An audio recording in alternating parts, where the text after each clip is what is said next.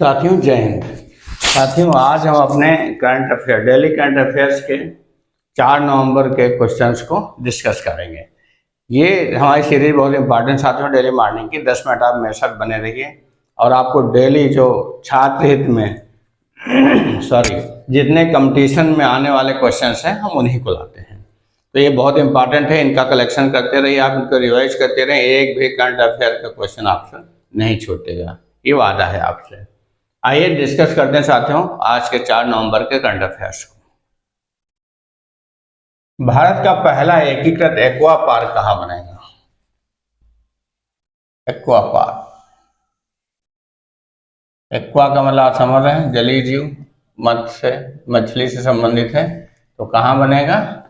अरुणाचल प्रदेश। उसे प्रधानमंत्री जी ने इसे हर प्रदेश में विकसित करने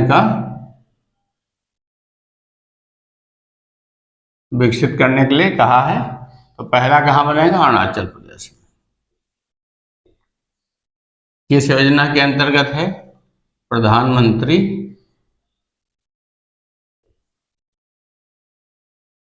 मत्स्य संपदा योजना। मत्स्य संपदा योजना। मत्स्य किस नील क्रांति में आता? नीली क्रांति। मत्स्य उत्पादन नीली क्रांति के अंतर्गत आता।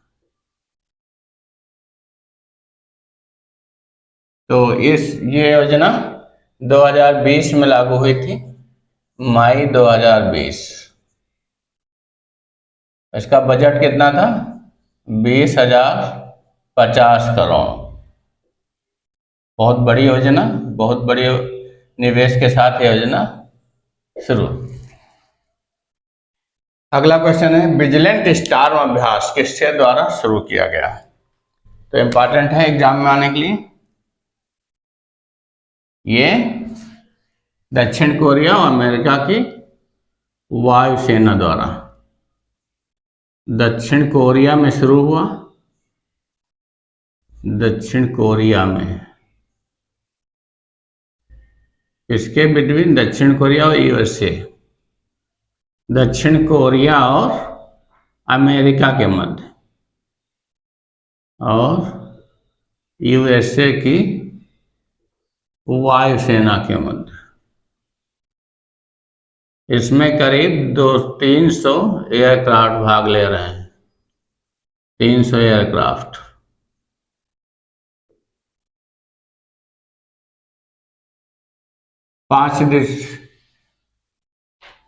ये जो है एक्सरसाइज बहुत बड़ी एक्सरसाइज है। 300 एयरक्राफ्ट इसमें भाग ले रहे हैं, दक्षिण कोरिया और अमेरिका के लगभग 240 एयरक्राफ्ट भाग ले रहे हैं।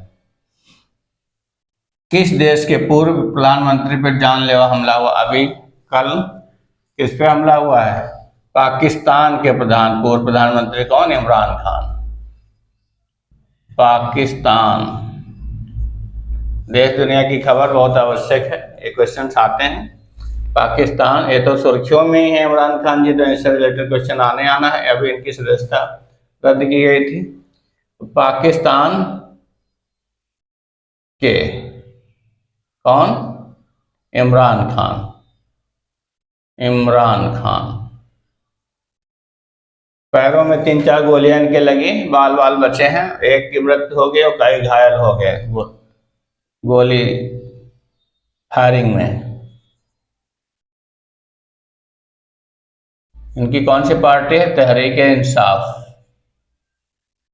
तहरीक ये इंसाफ पार्टी के अध्यक्ष हैं।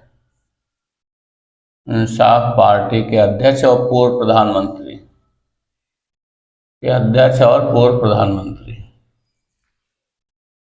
फिर क्वेश्चन है हमारा ICAR गन्ना प्रजनन संस्थान की पहली महिला निदेशक कौन बनी है? तो जी हेमा प्रभा।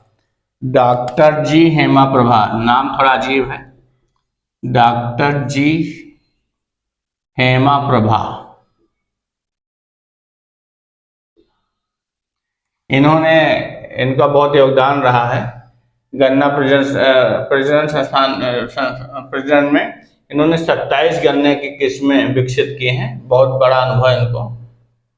27 गन्ने की किस्में विकसित की हैं, किस्में विकसित की। डॉक्टर जी हेमा प्रभा ICAR की पहली महिला निदेशक हैं, इसलिए आपको गन्ना प्रजनन संस्थान की इंपॉर्टेंट है। किसने ballistic missile defence interceptor AD नाम याद रखना, डिफेंस इंटरसेप्टर AD-1 का नाम याद रखना, AD-1 बैलिस्टिक मिसाइल फेज 2 का पहला उड़ान परीक्षण सफलतापूर्वक किया है। किसने? DRDO ने। DRDO ने कहाँ से किया है? अब्दुल कलाम द्वीप से। अब्दुल कलाम व्हीलर द्वीप के नाम से जो पहले जाना जाता था, अब्दुल कलाम द्वीप से। कहाँ पे? उड़ीसा। ओडिशा जिसको बोलते हैं, वहां से DRDO क्या आप जानते हैं? भारत का क्या है? रक्षा विकास संगठन है। डिफेंस रिसर्च डेवलपमेंट ऑर्गेनाइजेशन है। Defence research development organisation. Defence मतलब रक्षा, रिसर्च मतलब अनुसंधान, डेवलपमेंट मतलब विकास, ऑर्गेनाइजेशन मतलब संगठन है। सतर्कता जागरूकता सप्ताह किसके द्वारा मनाया गया? दिल्ली में मनाया गया, नई दिल्ली में। नई दिल्ली विज्ञान भवन में केंद्रीय सतर्कता आयोग द्वारा, केंद्रीय सतर्कता आयोग ने मनाया है। इसकी थीम क्या रखी गई है? भ्रष्टाचार मुक्त भारत, विकसित भारत। भ्रष्टाचार मुक्त भारत और विकसित भारत इसकी थीम रखी गई। अगला क्वेश्चन है, राष्ट्रीय तकनीकी वस्त्र मिशन में 20 कार्यनीतिक अनुसंधान परियोजनाओं को किसने मंजूरी दी है? को मंजूरी किसने दी है? किसने दी है? बहुत इंपॉर्टेंट है। तो ये जो अभियान शुरू हुआ था, राष्ट्रीय तकनीकी वस्त्र मिशन, कपड़ा मंत्रालय द्वारा शुरू किया गया था। 1480 करोड़ निवेश कब तक? 2021-22 से लेके 2023-24 तक। तो ये निवेश के लिए शुरू किया गया। इसमें 74 करोड़ रुपए से 74 करोड़ की लागत से के निवेश से कपड़ा मंत्री श्री पीयूष गोयल ने क्या शुरू किया है? 20 की अध्यक्षता में कमेटी बनी, तो उनकी अध्यक्षता में 20 कार्यनीतिक अनुसंधान परियोजनाएं, जो अनुसंधान परियोजनाएं, जिसमें जो शिक्षक रहेंगे, वैज्ञानिक रहेंगे और जो दक्ष हैं क्षेत्रों में, उनके माध्यम से ये अनुसंधान किए जाएंगे अच्छी तकनीक विकसित करने के लिए। 74 करोड़ का निवेश द्वारा पीयूष गोयल कपड़ा मंत्री जो हमारे हैं, उनके द्वारा ये मंजूरी प्रदान की गई है। अगला क्वेश्चन है, किसने पहली बार 2 महिला अधिकारियों को IG नियुक्त किया है? बहुत इंपॉर्टेंट है। अभी तक महिलाएं होती नहीं थी कहीं, लेकिन ये बहुत ही इम्पॉर्टेंट है हमारा क्वेश्चन। तो एक इसमें बनी है, उनका नाम है एनी अब्राहम, और दूसरी बनी है सीमा थुंडिया। एनी अब्राहम को नियुक्त किया गया आपका रैपिड एक्शन फोर्स RAF के IG के रूप में, और सीमा धुंडिया को बिहार प्रांत के किसको नियुक्त किया गया है? एक तो आपका एजी अब्राहम, महिला अधिकारी एजी अब्राहम, इनको आरएएफ का, रैपिड एक्शन फोर्स, आरएएफ का बनाया गया है आईजी। और दूसरी सीमा धुंडिया, नाम थोड़ा अजीब है, सीमा धुंडिया, धुंडिया याद रखिए, सीमा याद रखिए, बिहार प्रांत का आईजी नियुक्त किया गया है। बहुत ही इंपॉर्टेंट क्वेश्चन है। किसके द्वारा? सीआरपीएफ द्वारा। CRPF, central reserve police force, जो इसकी स्थापना कब हुई थी?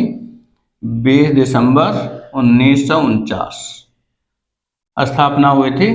और 1986 में इन्होंने पहली बार 1986 में महिला कांस्टेबल की भर्ती इन्होंने शुरू की थी।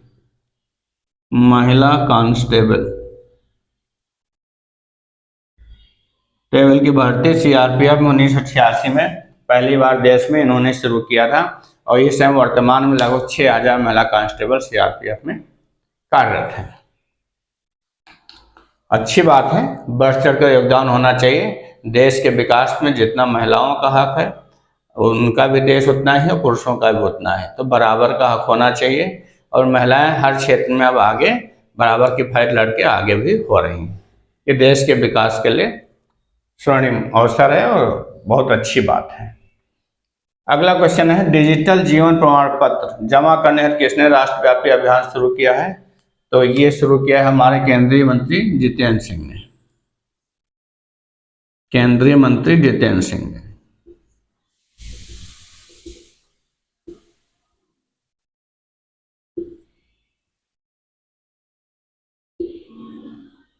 किसके लिए रामबाण है? ये बुजुर्गों के लिए है जो 60 साल के ऊपर हो जाते हैं, रिटायर हो जाते हैं, पेंशन भोगी हो जाते हैं और थोड़ा असहाय हो जाते हैं, चलने फिरने में असमर्थ हो जाते हैं। उनको जाना ना पड़े, चक्कर ना लगाना पड़े विकास भवन को, क्योंकि उनकी पेंशन हर साल क्या होता है, उनको अपना लाइफ सर्टिफिकेट देना पड़ता है। लाइफ सर्टिफिकेट कि मैं जीवित हूँ, जीवित होने का प्रमाण, तब उनकी पेंशन आगे मिलती है, नहीं तो रोक दी जाती है। तो बहुत परेशानी होती थी, उनको जाने भीड़ लगती थी, तो बहुत कठिनाइयों को झेलना पड़ता था। सरकार ने क्या किया, पहले तो उनको बायोमेट्रिक रखा कि कहीं भी बायोमेट्रिक अथेंटेशन से वो अपना दे सकते हैं बैंकों में जा कर के पास में। तो लेकिन अब क्या किया गया, फेस अथेंटिकेशन भी हो जाएगा। मान लीजिए जो जिनका खाल मतलब स्किन सिकुड़ जाती है, अंगूठा काम नहीं करता तो आ नहीं पाता है, तो फेस से, जो आधार कार्ड में फेस होगा, वो फेस जो है स्कैन हो जाएगा और उनका और डिजिटल सर्टिफिकेट जो होता है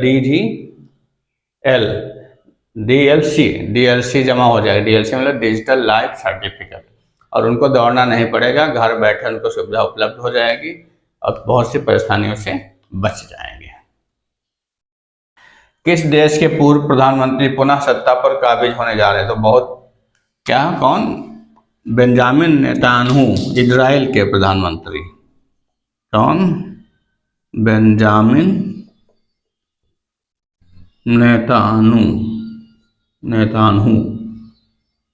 नेतान्याहू नाम है। कहाँ के? इन्होंने 120 में 64 सीटें जीतकर स्पष्ट बहुमत प्राप्त कर लिया है। 120 में 64 सीटें इनकी पार्टी ने 120 में 64 सीटें जीतकर स्पष्ट बहुमत प्राप्त कर लिया है। बहुत दिनों तक ये प्रधानमंत्री रहे थे, लेकिन अब फिर पिछली बार 2021 में इनको हार का सामना करना पड़ा था, मतलब इनको हटना पड़ा था। अब जो है इनको जो चुनाव हुए उसमें 120 में 64 सीटें प्राप्त कर इन्होंने स्पष्ट बहुमत प्राप्त कर लिया है। तो ये जल्दी ही ये अब क्या, बेंजामिन नेतान्याहू फिर से पुनः सत्ता पर काबिज होंगे। ये कितने वर्ष के हैं? ये लगभग 73 वर्ष के हैं। 73 वर्षीय, 1949 में इनका जन्म हुआ था। कहाँ के? इजराइल के। देश दुनिया की खबर आपको होनी चाहिए। जो इजराइल के इन्होंने अभी इलेक्शन जो हुए हैं उसमें इन्होंने क्या कर दिया है, स्पष्ट बहुमत प्राप्त कर लिया है। और क्या हुई घटना, और जो पाकिस्तान के पूर्व प्रधानमंत्री इमरान खान पर जानलेवा हमला हुआ, वो तहरीक-ए-इंसाफ पार्टी के अध्यक्ष हैं। तो साथियों, ये रहे हमारे बहुत ही इम्पोर्टेंट क्वेश्चन। आशा है आपको समझ में आया होगा। आप इसी तरह आप 10 से 12-13 मिनट हमारे साथ बने रहिए डेली मॉर्निंग में। आपको अलग से कोई भी करंट अफेयर पढ़ने की जरूरत नहीं, मैं वही खबरें लाता हूं जो आपकी परीक्षा की दृष्टि से बहुत ही इम्पॉर्टेंट है। इसको आप नोट डाउन कर लीजिए, चाहे तो आप इसको स्क्रीनशॉट भी ले लीजिए। और जो मैं बोलता हूं उससे कई क्वेश्चन निकल के आते हैं, क्योंकि बोर्ड पे सभी चीज़ें लिखना संभव नहीं हो पाते उतना ज़्यादा, इसलिए आप उसको भी नोट करते रहा करिए। जो हम एक्सप्लेनेशन करते हैं, जो व्याख्या करते हैं, बहुत मैक्सिमम कोशिश करता हूं मैं लिख दूं, लेकिन बहुत सी ज़्यादा चीज़ें होती हैं वो नहीं लिख सकते हैं, आप भी जानते हो। इतना बड़ा बोर्ड होता नहीं, भी डिजिटल बोर्ड है नहीं, तो इतने कम समय में इतना बहुत है और ये आपके लिए बहुत उपयोगी है। डेली हमारे साथ बने रहिए। इसके अलावा मैं डेली करंट अफेयर्स के अलावा आपकी 10 कदम सीरीज चल रही है, उसको देखिए। हिस्ट्री, ज्योग्राफी, पॉलिटी के वनडे एग्जाम का कोई ऐसा क्वेश्चन नहीं होगा जो हमारे उस प्लेलिस्ट से छूट जाए। लगभग 850 से अधिक क्वेश्चन का कलेक्शन हो चुका है, 900 क्वेश्चन कलेक्शन होने जा रहा है। आप उसको रिवाइज करिए, उसको नोट डाउन कर लीजिए बार बार, और इसको डेली करंट अफेयर देख लीजिए। हमारे हिंदी क्लासेस भी चल रही हैं, जनरल हिंदी भी ज्वाइन कर लीजिए, तो आपको कोई दिक्कत नहीं रहेगी और अच्छा स्कोरिंग होगी। आप अपने लक्ष्य को अवश्य प्राप्त करेंगे। साथियों मेरे साथ बने रहिए। कैलिबर अड्डा को सब्सक्राइब कर लीजिए, बेल आइकन ऑन कर लीजिए, जिससे आपको समय से वीडियो मिल जाए। जय हिंद साथियों।